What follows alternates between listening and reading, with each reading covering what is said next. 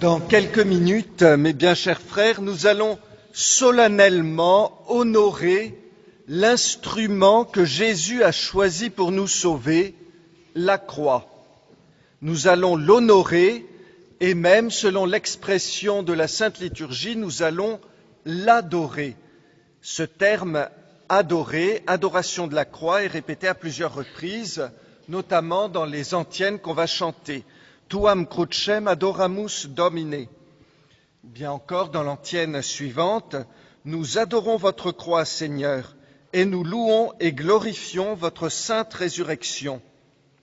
Car, en effet, c'est par la croix qu'est venue la joie dans le monde entier. Vous aurez remarqué qu'on emploie le verbe adorer pour la croix dans cette antienne et seulement les verbes louer et glorifier pour la résurrection. Nous adorons votre croix, nous louons et glorifions votre résurrection. Pourquoi ? Bien sûr, au final, notre adoration ne va qu'à notre Seigneur Jésus-Christ et pas au morceau de bois. C'est lui qui est Dieu. Comme le dit le cantique bien connu, « Ce n'est pas le bois que j'adore, mais c'est mon Sauveur sur ce bois que je révère et que j'implore. » L'expression « adoration de la croix » doit donc être bien comprise.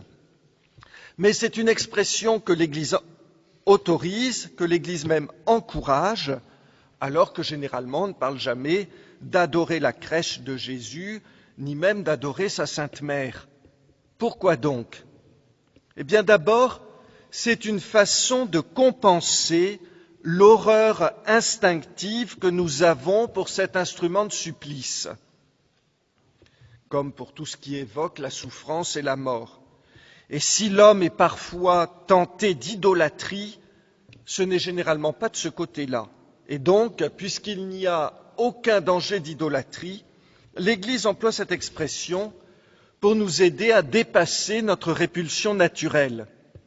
Et puis, surtout, la croix est le grand symbole du mystère de la rédemption.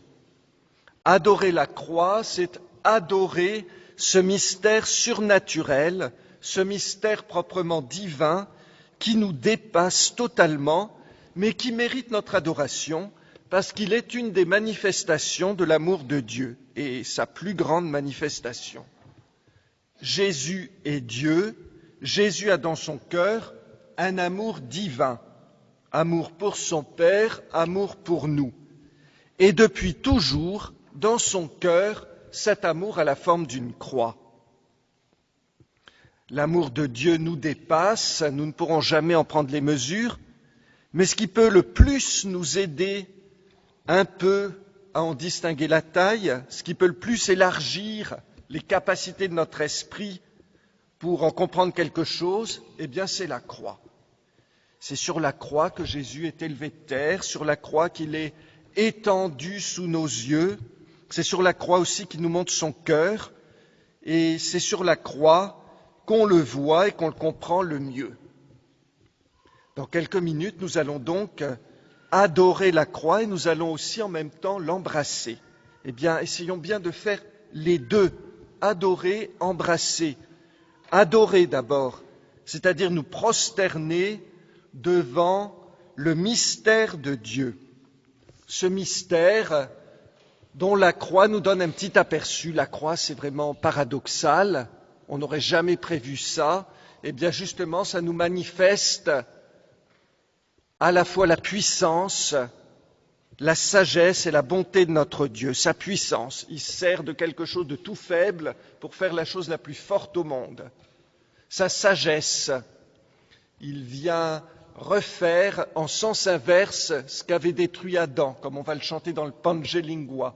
Dieu se sert de la mort pour nous donner la vie, et en même temps, il fait exactement le contraire de ce qu'a fait le premier Adam. Et puis surtout, sa bonté. C'est la bonté de notre Dieu qui éclate le plus dans la croix. Eh bien, prosternons-nous devant ce mystère de puissance, de sagesse, de bonté, ce mystère de Dieu dont la croix nous donne un petit aperçu.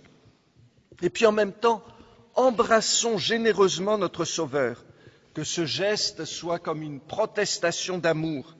Pourquoi une protestation? Eh bien, parce que jusqu'ici nous l'avons offensé, nous sommes responsables de ses souffrances. Maintenant que nous voyons mieux son amour, récusons toutes ces actions passées, désavouons-les, renions-les, chassons-les, essayons de protester contre elles, de les effacer par notre amour. Et puis, protestons en même temps pour l'avenir, en demandant à embrasser généreusement les croix que Jésus voudra nous envoyer dans notre vie pour participer à sa passion. Et ça, c'est pas facile, ça n'est jamais facile. Naturellement, nous n'aimons pas la croix. Et pour l'aimer, il faut une grâce du bon Dieu. Et pourtant, si c'est par la croix que Jésus nous manifeste le mieux la puissance, la sagesse et la bonté de Dieu, eh bien, ça va être la même chose dans nos vies. Ça paraît contradictoire, paradoxal, mais c'est comme ça. C'est par la croix que Dieu manifestera sa puissance, sa sagesse, sa bonté. Mais pour le comprendre et surtout pour adhérer à cette volonté de Dieu, on a besoin de la grâce. Eh bien, en embrassant la croix, demandons cette grâce et demandons-la, bien sûr, par l'intermédiaire de la très sainte Vierge Marie. Au nom du Père et du Fils et du Saint-Esprit, ainsi soit-il.